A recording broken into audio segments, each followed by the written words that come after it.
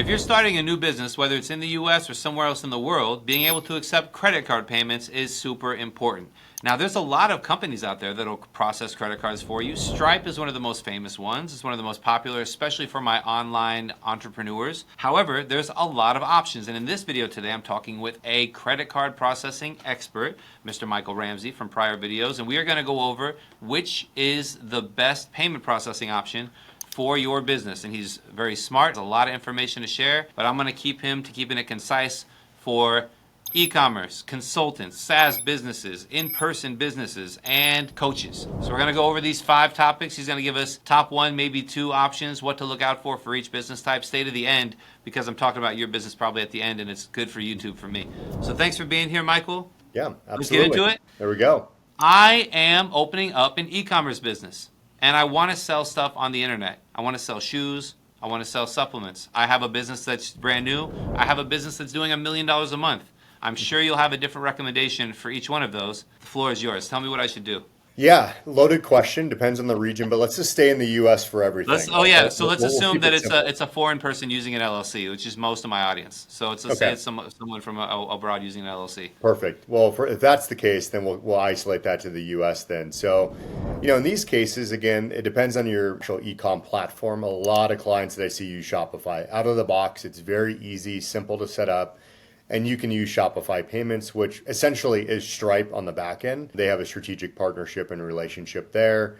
And then you also have Stripe, which I'm wearing my Stripe shirt today because I've been to conferences of theirs, but those are just easy out of the box. What I always say is you start to kind of level up and do more volume and you start to really move the business forward is that you want to look for like a medium to high risk processor, depends obviously on what you're selling, but you have different private processors out there like Maverick Payments or Nexio or Payarc or Lucra or Quantum Payments. There's kind of like a pretty wide variety. Really, you want to look at the relationship. And again, we have about 15 different connections in the US, and we can set you up where it's very specific to what you're selling, your business model, et cetera. And then you have like tier 1 providers. So I kind of have 3 different buckets. Tier 1 providers would be like a checkout.com, an Adyen as well. You have Phoenix, WorldPay, First Data. These to me are like tier 1 processors where a little bit more gated, there's volume requirements. They really work with more serious sellers that are doing multi-million dollars, have proof of concept, and are really scaling the business. That's kind of like in a nutshell. Do those have better rates? Is there like incentives to do that with the tier 1? Is it better rates or lower risk for getting shut down? What's the main incentives for them? Yeah, there's volume discounts for sure. There's also like dedicated account managers, maintenance, follow-ups. There's different tools that you can use within their platform. Some, Adyen, they can do payouts as well, card issuing. There's kind of like a multitude of things that you can access within these larger providers versus just payment processing. Again, just depends on what your needs are, your growth, and where you're looking to scale into. Wonderful. Great answer. A lot to go there. I think people are pausing and rewinding back to see what they should do with their e-commerce business. Also, like you didn't really mention, if you're doing Amazon does the processing. So, and there's like Etsy. I think what does eBay do? If people do eBay. Yeah, with eBay, you sell right on eBay. That's funny. Yeah, they have their own processor. A lot of people on eBay that sell on eBay. Ironically. Yeah, I haven't recently either. Obviously, a lot of people do Amazon, but they do the processing there. That's part of the onboarding with Amazon, and they control a lot of that. So let's go to the next one. I have consultants on there. I think, would you say a consultant versus a coach is different? Let's say a consultant is someone who's selling I'm a consultant. So if you want to pay me for a service or helping with something, you're going to pay me. What should I use if I'm getting started? Yeah, I think with like consultants, right? Like I bucket myself in the same category as you, James, and like I kind of put it in the bucket of like a high ticket offer, right? Yeah, high ticket, sure. So with those ones, there's not a lot of velocity, right? They're kind of like, okay, I get one today, I get a couple tomorrow.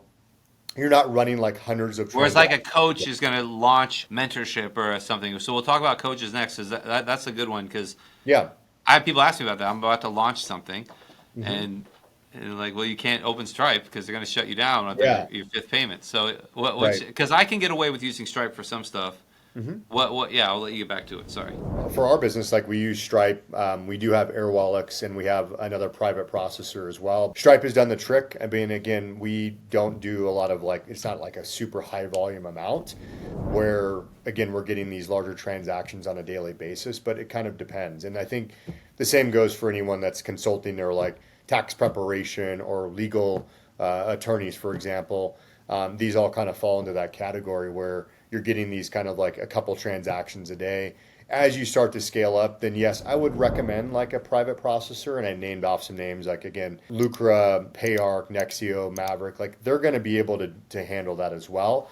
You just have to be able to clearly explain your business model. I had to have some attorneys do some legal docs for me the other day, and they sent me like this thing. They have a software. I think it's the back end of the software is like Stripe or something, and it was like some legal software that I was paying through. So there's a lot of like softwares for different types of consultants that generally require a well integrated software like Stripe to integrate with. But I also had the experience when this happened like 2 years ago. I opened a Stripe account and then I sold a tax plan, and I sold like 2 tax plans. It was like I did big projects. So it was like $20,000. Immediately locked my account, and I didn't get that money for a year. So that obviously is like if you're a really good high ticket, you can't just open a new Stripe. So now the Stripe one I use is just for paid consults, and it's been slowly going. So now I am not just a consultant. I sell information. I sell mentorships, and I'm going to sell it to 50 people tomorrow. What do I do? I work with a lot of coaches and course creators, the gurus type of setup, right? So there's multiple platforms that are out there that are geared for this specifically, because a lot of times be able to access like courses or academies, you'll have like a one-on-one with a coach. You'll have certain things that you need to hit on your side as a consumer. And then obviously there's like an upfront payment typically to access all of this information. So there are platforms out there specific to this. There's WAP payments. You have Teachables. You have fan bases who we have a very strong partnership with as well. So Teachable is a platform. They do the payment there? Yeah, you can do it on Teachables as well. Yeah. Okay. Those are usually, I find, lower ticket. And I know in Latin America, so you're saying there's a lot of platforms that people like to use instead. What's the top 2 that you would probably recommend to check out? Yeah, I would say the ones that I see the most, it's going to be WAP and fan bases. Fan bases kind of did a very organic approach. And again, I've been working with them for over a year, where it was just all customers referring customers. It's been a great platform, and they're very hands-on, not a lot of issue. I shouldn't say, really, there's no issues I've seen. WAP is kind of a similar approach to a degree. I know they're expanding and really starting to evolve as well, but both those platforms seem to be the most popular.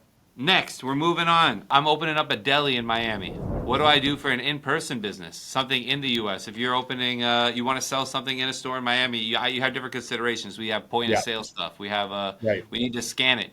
We need to track inventory.